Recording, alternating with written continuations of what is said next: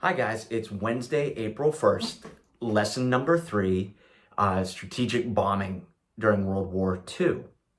This is our first assignment where you're going to submit something to me.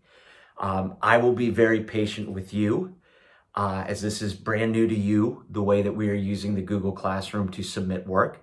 I asked you to reciprocate as the Google Classroom is brand new to me.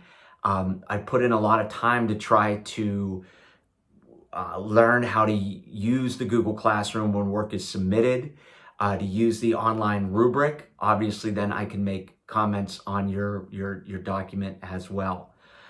First of all, let me walk you through this assignment. And I talked to you about it in class a long time ago.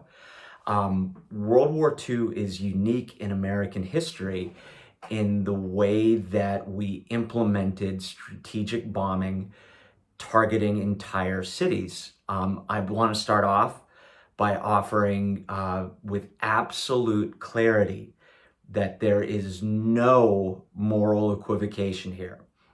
We learned about what the Axis powers were about in terms of the assignment you did on Nazi Germany and their war of extermination in Europe, particularly as they went east into Poland and into Russia.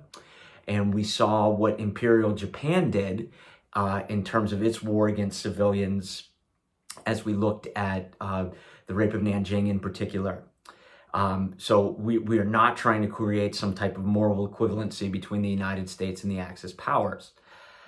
However, what I want you to get out of this is this was a unique moment in American history where the United States targeted entire cities and the destruction of those cities and their populations was part of our strategic bombing.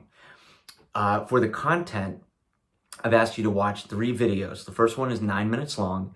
It's from our Century series again, and Peter Jennings, the narrator, takes you through an overview of civilian bombing in both Europe and in the Pacific.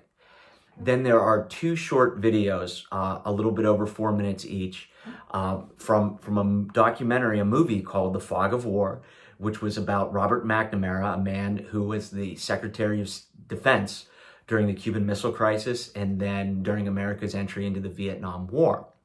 However, early in his life, McNamara, who had a statistics degree from Harvard, worked for General LeMay in the Pacific Theater as a statistics guy analyzing bombing in the Pacific. And he'll talk about the decision that was made to firebomb Tokyo. And then the last video is sort of an overall summary of the U.S. strategy, General LeMay's strategy to destroy Japanese cities. And then I ask you in a question, it's a very evaluative, argumentative question about whether or not this was justified. Again, we're not doing any moral equivocating between us and the Axis powers, but in the context of World War II, as you've learned about it, do you feel that these decisions that were made by the United States, were they justified? Now, from a nuts and bolts perspective, you're writing 1 paragraph. It's 200 words. Make sure you do not write in the first person. If you write it, it's your analysis. So you don't have to say something along the lines of, hey, I think the United States was not justified. If you write it, you believe it. So you would write the United States was not justified because the United States was justified because, add some nuance. It's argumentative. So include a concession in your topic, sentence, and argument, though everything that we're doing is truncated. You're only writing 200 words, but this demonstrates that we're supposed to focus on big ideas, and this is one of the biggest ideas of World War II in terms of our strategic bombing. So you write, the assignment is on Google Classroom. You write 1 200-word paragraph. It's like we did for the short answer questions. I'll be assessing your topic sentence. The criteria is on the rubric. Make sure that you specifically answer the question with a how-why statement.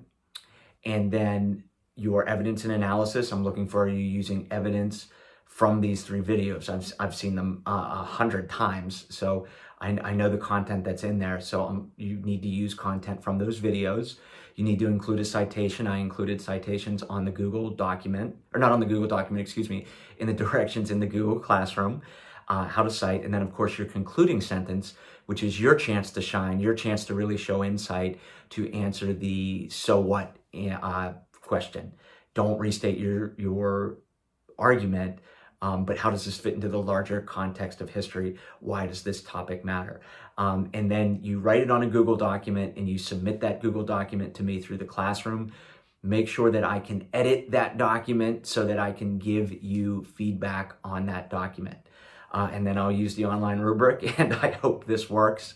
Again, I'm going to be patient with you. I ask for your patience. And remember, as I wrote in the directions, although I've assigned this on April 1st, because of our asynchronous education, meaning we can't expect everybody to do work at the same time. You have 5 days to turn this in. I will be very flexible and understanding. Just don't let things linger, okay? Good luck.